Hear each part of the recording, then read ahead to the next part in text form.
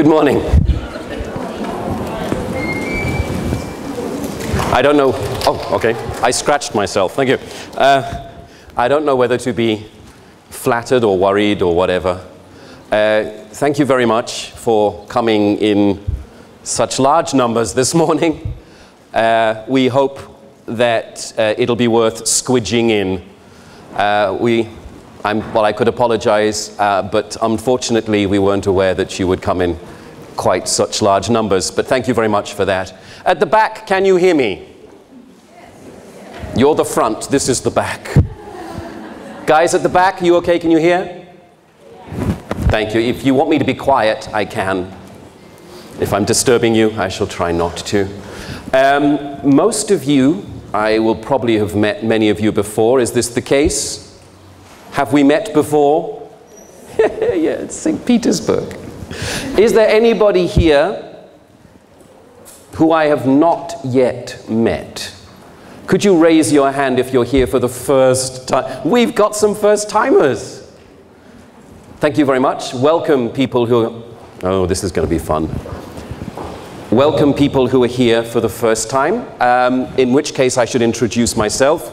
My name is Steve, with the difficult surname. Let's all try it. Lever. I know it's hard. It's not liver. That's this bit. It's lever. It's Steve. But Steve is just fine. Please don't tell me your names. I'll probably not remember them all. But at some point, maybe we can chat.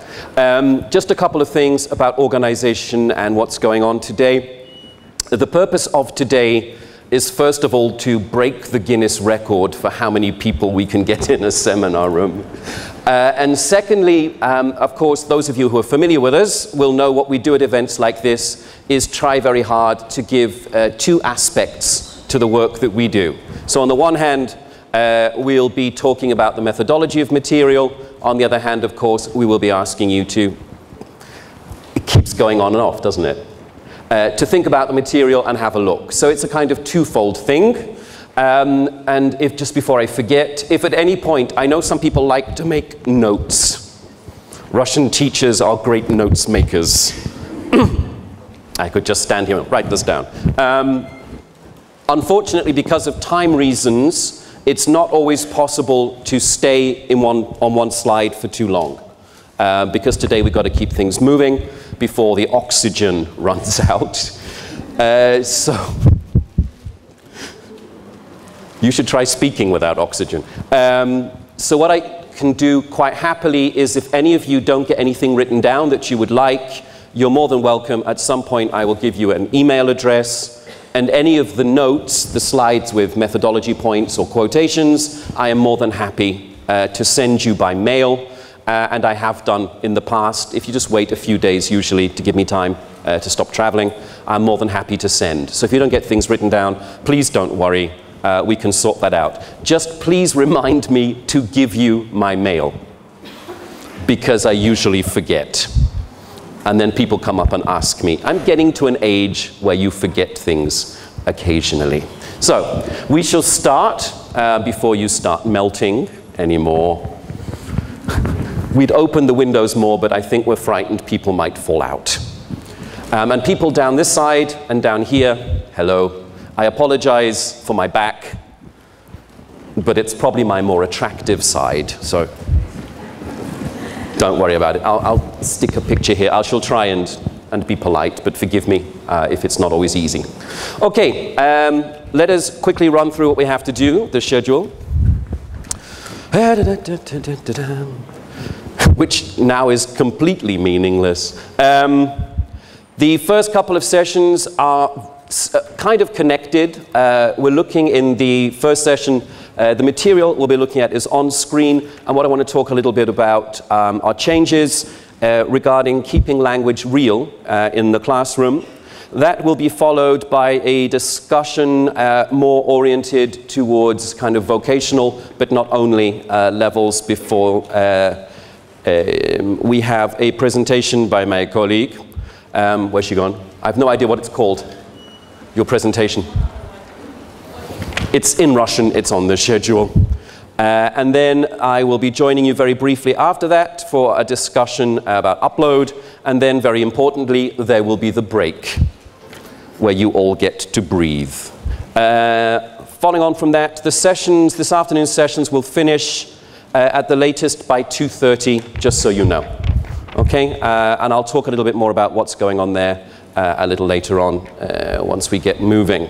But I'd like to start just kind of outlining what we're going to be talking about. Very much these days, this idea of real language learning is very much at the forefront of what we try to do with our material.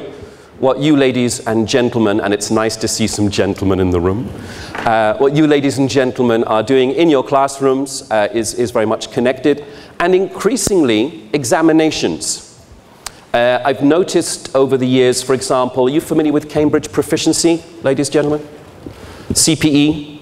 Yes? No? Some of you will, some of you not. C2 level examination. And over the years, what they've been doing with that is trying very hard to make that exam reflect more natural language usage within the confines that you can get in an exam. They've tried very hard to make it much more natural in many ways. And this is at the heart of what we'll be talking about in this first session and going on into the next session. Of course, don't worry, we're not going to just talk about the Common European Framework, because that would be completely boring. One more? Yes. I'm trying to read my notes without a telescope, and it's a bit difficult. Common European Framework, as you know, just for a couple of minutes, has been highly instrumental in identifying the areas of language use that we should be looking at. Many of you are familiar, of course, with the Common European Framework. Have you all read it? I keep asking, and one year I will give you a test. But the Common European Framework has been highly helpful in identifying, if we want to teach real language, where is real language used? What areas do we use real language? And those of you familiar with the framework will be very familiar with this idea, because it's very much at the beginning and at the heart of the Common European Framework. This idea of the domains of language use. That language is used in the public domain, that getting around, doing everyday things, talking to people, having conversations, asking questions like, where is there a chair? All these very, very important issues that we have to face. The personal domain, more intimate relationships, your family, friends, people who are close to you, a little bit of socializing, all this kind of thing there. The occupational domain, which is what we'll be looking at in the next presentation, this idea of English or language within vocational, occupational, business environment, which is very much a growing area of language educational use at the moment. I'm going to fall off this, aren't I? And then the educational domain, which is increasingly these days a lot of learners moving around. Very much education becoming a business. Universities offering courses to overseas students, students traveling more to further their studies, maybe doing a first degree in their own country, then going somewhere else to do a second degree or something like this, yeah? But not just formal education. If you're a business person or a professional, you may go to a conference abroad. Yeah, an international conference, something like this, where you meet colleagues, fellow professionals. That would also be in these areas, okay? So the framework says that most language use breaks itself down into these areas. Now, so this helps us, as publishers, for example, with the authors that we work with, this helps us look at the types of language use that we should be covering in material. I'll be honest with you, most course books cover these two domains. A little bit of this. In the newest series that we'll be looking at a little later on, in Career Paths, we look at the occupational domain even more. Most course books, general course books, tend to cover public and personal domains. Very colourful, isn't it?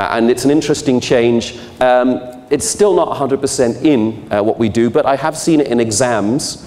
For example, one of the state exams in Greece, they have a little passage about something, and it says either write as you would say this, or based on this, write to a friend in America, wherever, asking or telling them about this. So you get input in native language, output in foreign language, not translation. Yeah, not translation. And this goes into things like project work. Yeah? I've talked about project work in the past. Some of you were kind enough to join us. But in project work, a lot of teachers have an objection because they say, if my learner goes home to do project work, they'll just do the research in Russian. Framework basically saying, so what? Let them do it in Russian. They are Russian. But let them reproduce it in English. Let them talk about it in English. That is a real world skill. You can't pretend there is no Russian internet. Yeah, there are no Russian resources. They're there, they can use them. So what we're looking at these days is this idea of how is language used, where is it used, and more importantly, how to use it effectively. And to use language effectively, Russian teachers' favorite words, linguistics, social linguistics, and pragmatics. Yeah? In all cases, in all the domains, personal, occupational, so on and so forth, in order to effectively do my interaction, my productive, my receptive, my mediative skills, I need awareness of this. And increasingly these days, we've always been interested in the linguistic side, but increasingly these days, course material, course design, exam design is starting to look at these two areas, the idea of pragmatic and social linguistic awareness. And also, we'll be looking at these again a little bit more in the following presentation about vocational language learning. So, I want to focus on these just a little bit and look at how we are increasingly incorporating them into the classroom environment. Let's have a quick look. It's my favorite one coming up, should be. Oh good, this has died. I love it when things die. There we go. It's a lovely, the internet is a great resource for, finding things like this. When we talk about the kind of modern ways of teaching language, we do not and cannot run away from linguistic awareness. Grammar, vocabulary, things like grammar, word formation, spelling, etc. We do not run away from it. And I think this is where this idea of the communicative approach suffered for a while, because people thought it meant that you just taught speaking or listening and there was no focus at all on the mechanical side of language. There needs to be. We don't run away from that. But what it needs to be is a supportive mechanism. It needs to help our learners do the other things that they need to do. So the linguistic side of this kind of new way of doing things is not the end in itself. We don't look at linguistics just because it's nice to get learners to recite verbs. We look at linguistics to support effective communication. We don't get situations like this. This was really done, by the way, and it couldn't have been more appropriate. Have a look. My thingy's dying here. There we go. Have a look at these. I stole these from various places on the internet. I hope you'll enjoy. A sign in the butcher's, try our sausages. None like them. Honest advertising, I suppose. Lost, a small pony belonging to a young lady with a silver mane and tail. She must look great when she goes out on a Saturday night. Lost wallet belonging to a young man made of calf skin. Don't laugh, it's a medical condition. All right? This is my favorite one. It takes many ingredients to make Burger King great, but the secret ingredient is our people.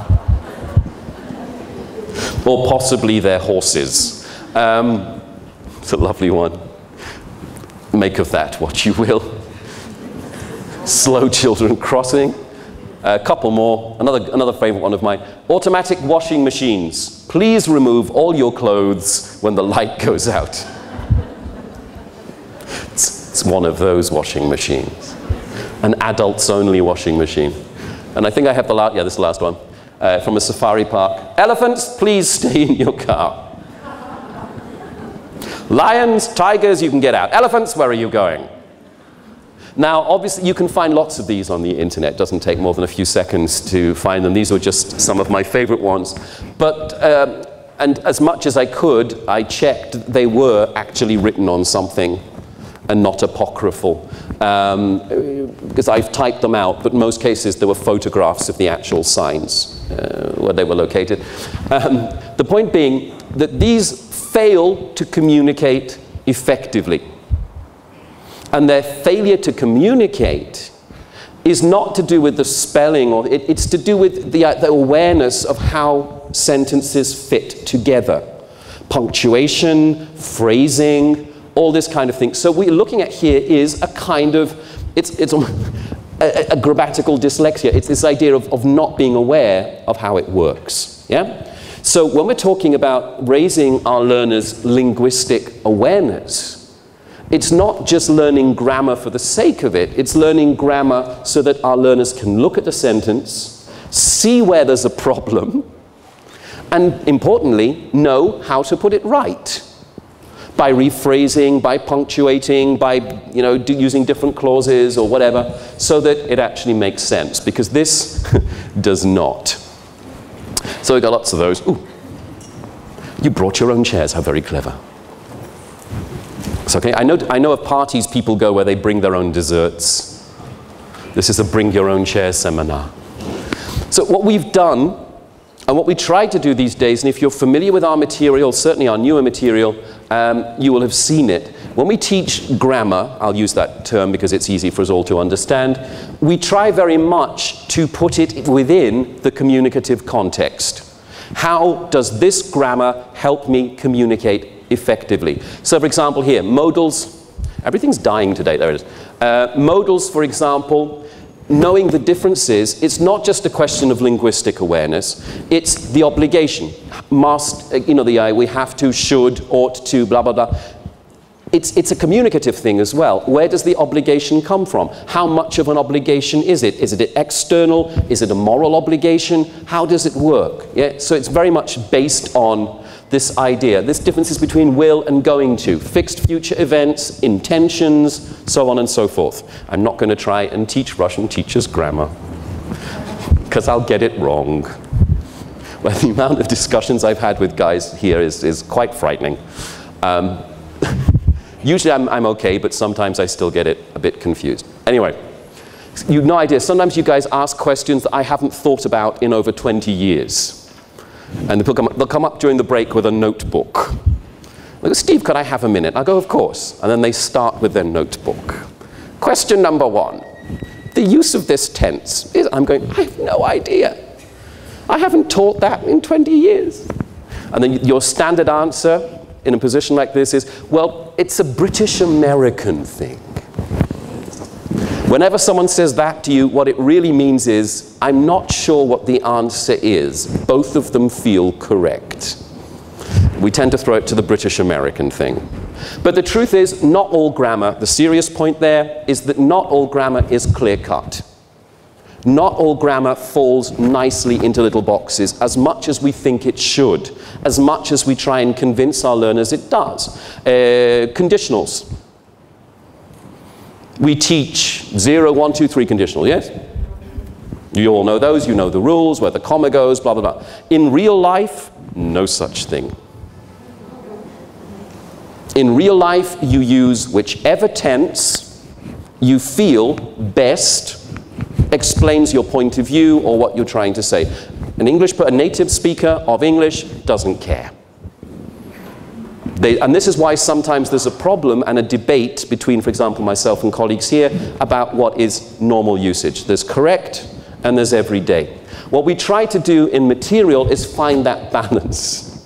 We give them what they need, hopefully, to fulfill their functions in the various areas that they're going into, but without overburdening them with huge lists of rules to learn. Because to be honest, they're not always as black and white as you'd like to think that they are.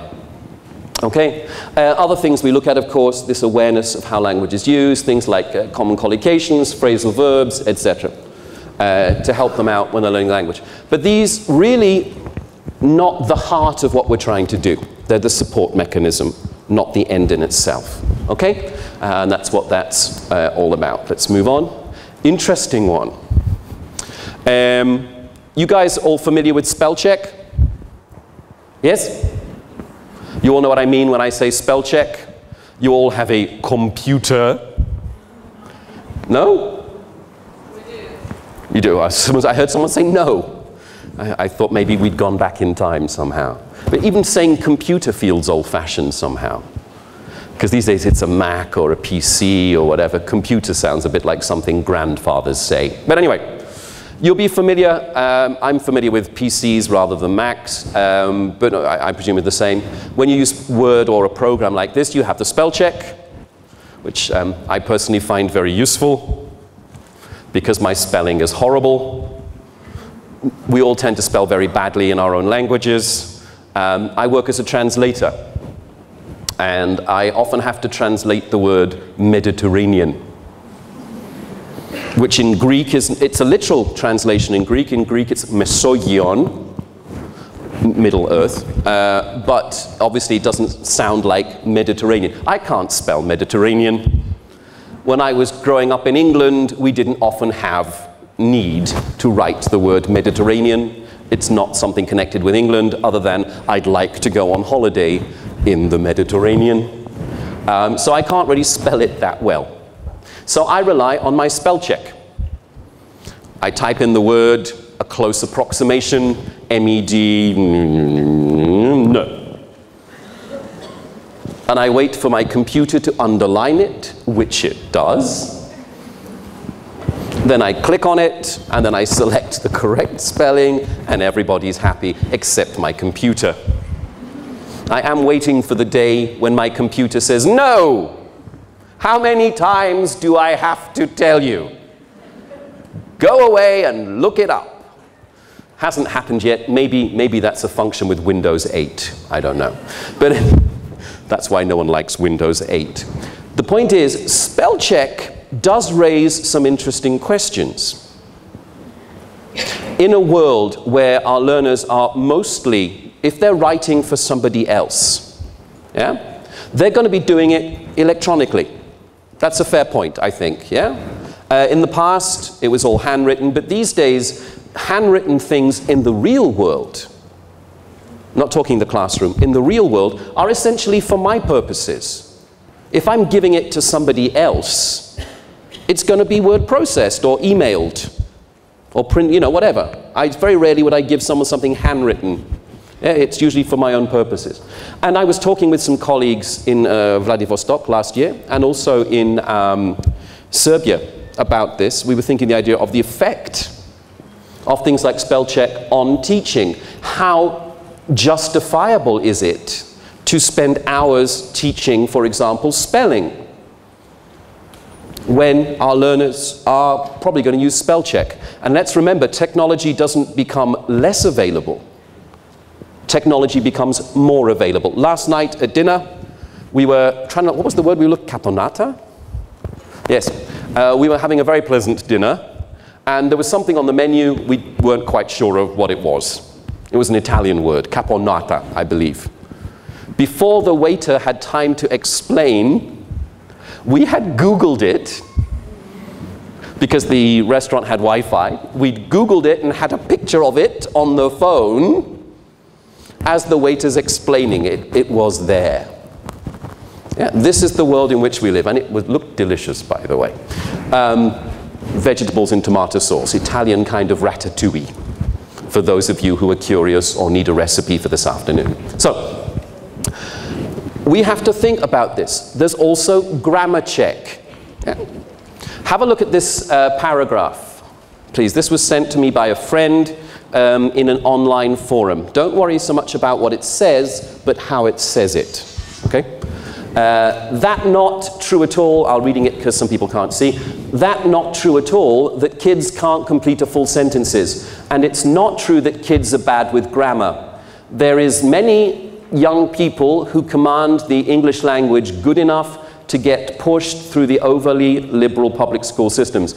Now, as teachers, you are itching to get your virtual red pens and come up to the screen and start, you know, correcting everything. Please don't, because it's not our screen. But the interesting thing is, none of those mistakes are caught by the computer's grammar check. I'll be honest, when it was sent to me, the only thing that it found, the word English, was written with lowercase e. The computer found it should be a capital E. That was the only mistake it makes. You can try this. I put it into Microsoft Word. It is fine with this. But every time I use the passive voice, Microsoft Word freaks out. I use the passive voice correctly, it hates it. This, it has no problem with. So in the real world, should we be teaching hours of spelling? It's debatable. I'll be honest with you. It is debatable. Should we worry about grammar still? At the moment, the answer is yes. Because the grammar is such a varied thing, it's going to be a while before computers can actually correct it for us. When they do, we'll look at it again. Okay? So there's some thoughts on the linguistic side. We've got 5 more minutes on this, yeah. Social linguistic side. I love social linguistics and pragmatics. I really do enjoy them because they get us into what, for me, is the fun of the language. And I want to just think about a little bit of social linguistics and pragmatics just for a few minutes to round this off. The interesting point, because I'm sorry, trying to read this from here is really difficult. Excuse me. These are our kind of keywords. Social linguistics, the idea of appropriacy of language. What is the right thing to say where? These are becoming very important issues. When we started with a kind of more communicative approach, and even before that in grammar translation, language wasn't really taught, let's be honest. Language wasn't being taught really to speak in other places. Language was being taught very much as an academic subject. Now, increased mobility, the internet, Skype, chat rooms, all this kind of thing that no doubt many of you do, as do I. This idea of the more international use of the language has meant that we have to look increasingly at ideas like what language is the right thing to use and where, because it's an important part of effective communication. You know, the easiest difference to give you in the UK, if you go into a shop and the shopkeeper says, "Good afternoon, I'm a cheeky, chatty, cockney person. How can I help you?" And you go, "Yes, I want a newspaper." Linguistically, you're perfectly correct. Sociolinguistically, you've just committed suicide. Because it's just rude. I want. You guys know this. There is no reason why it should be. It's a perfectly phrased request. It's a perfectly good description of the current situation, and yet it's rude. And the shopkeeper is thinking, "Oh, you want, do you? Well, you know what want did." Actually, there's no completion to that sentence, but anyway. The point is, and the other problem with that is when you're dealing with things like social linguistics, you're dealing with a subconscious reaction. So consciously, the British shopkeeper is saying, "It's okay, he's a foreigner." Consciously. Subconsciously, he's saying, "Yeah, but he's a rude foreigner." And it's very hard to get away from that. These little things are increasingly important. Not so long ago, it didn't matter so much, because our learners were less likely to be in that situation. Yeah? And the higher we go up in language, and the more specialized we get, and the more we're likely to use our language to colleagues, etc., the more important it gets. So these days, a lot more emphasis on looking at the context in which language is used, to whom it is used, and how to make that communication effective, not linguistically. Remember, I want is perfectly correct. And in many other languages, it's what you would say. I want. But I would like, could I have, do you mind, would it be possible? If it's not too much trouble, please. Within that sketch, there was some lovely interplay going on. For example, John Cleese, the customer. What was he trying to be? Who was he trying to be? What kind of person, not the name of a person, but what kind of person was he trying to be? I'm sorry? Not quite. He wasn't, unfortunately not, but thank you for being very brave. The way he talked, let me phrase it better. What kind of class was he trying to belong to?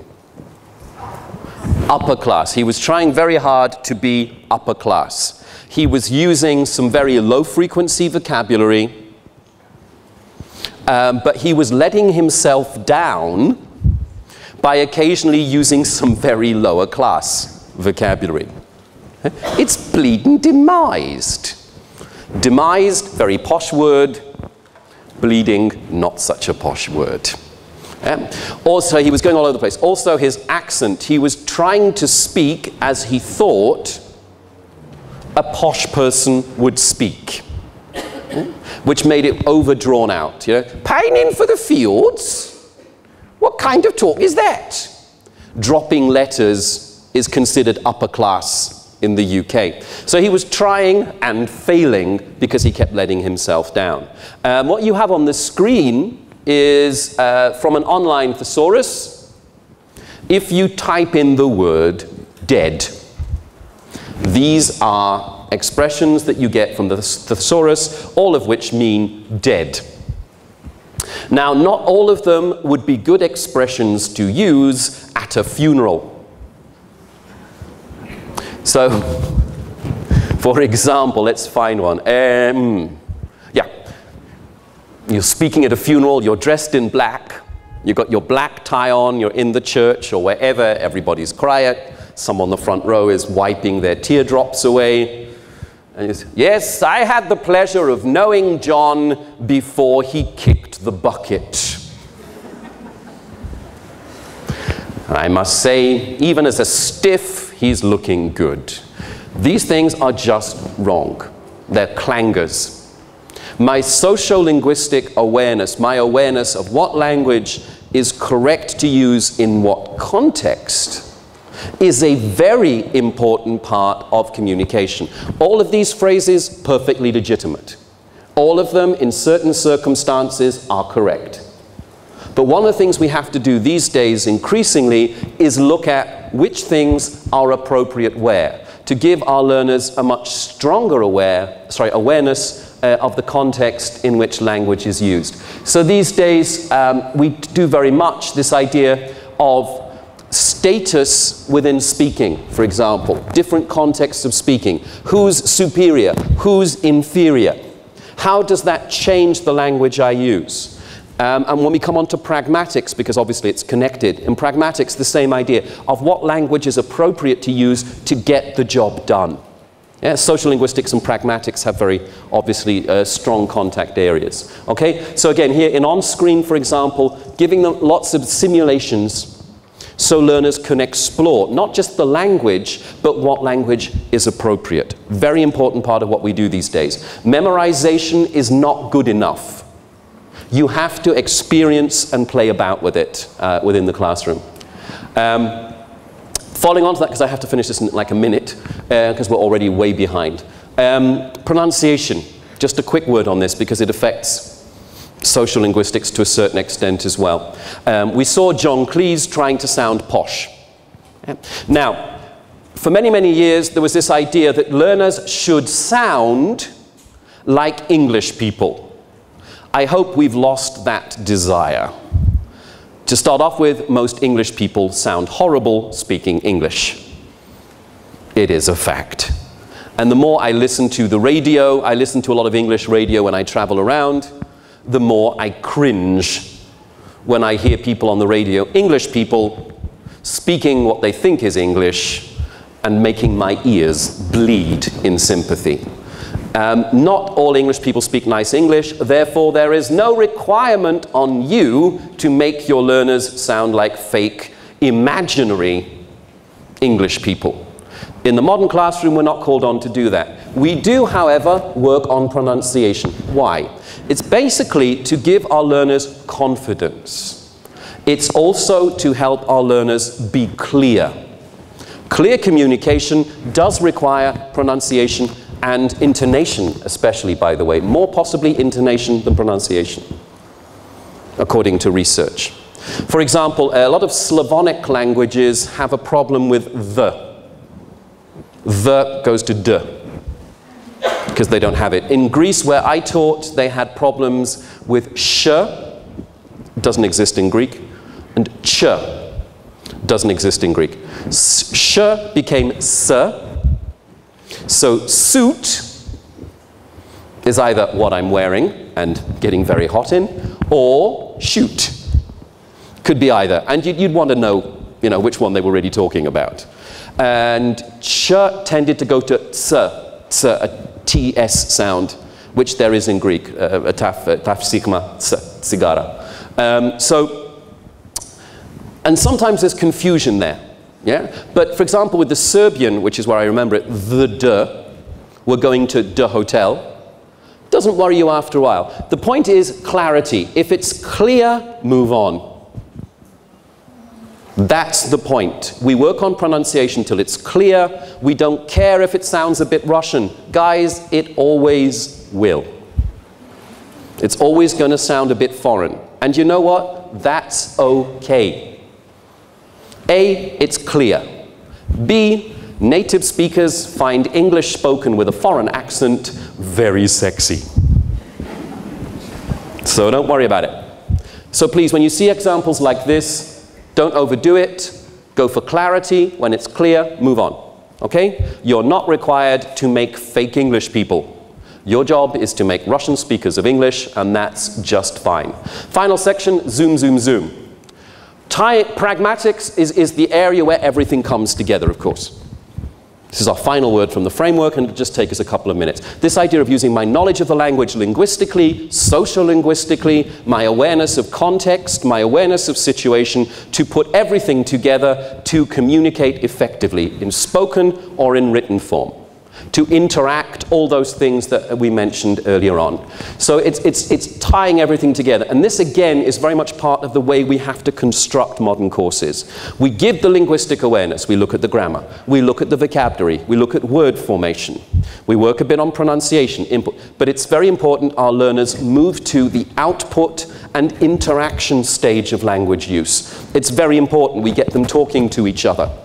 It's very important that we have little group activities, pair work, monologue, also important. Yeah? And that we look at that within the classroom. Knowing how to behave within a conversation. Knowing to take turns, to nod, to make kind of noise. Oh, that's interesting. Like I do with my mum on the phone. I'm not listening. I just keep going, That's all she needs. Just to hear me grunting down the phone. I love my mum. Anyway. But she does tend to talk a lot on the phone internationally. So, all looking at these things in the classroom. Changing our language according to situation and status. How do I talk to a child? How do I talk to an adult? How do I talk to a peer? How do I talk to a customer? All of these things, and we'll be looking at in just one second, again, in the next presentation. Learning the difference between these things. So, for example, cookies. Here, so I just remember the Cookie Monster from Sesame Street, had in my head there, forgive me for that. For example, if you go to a nice tea party, if you're invited to a garden party at Buckingham Palace, and why not? And the butler comes round with his silver tray. Would you like anything, sir? Give me a cookie. Would probably not get you the knighthood that you were looking for. If, however, you're sitting with your friends watching a film or a football match, and your friends say, do you want anything? And you go, oh, I would love a cookie, thank you so much. Your friends are going to, who are you? And what have you done with Steve? With your friends, it's perfectly okay, oh, give me a cookie. Or just to go, cookie.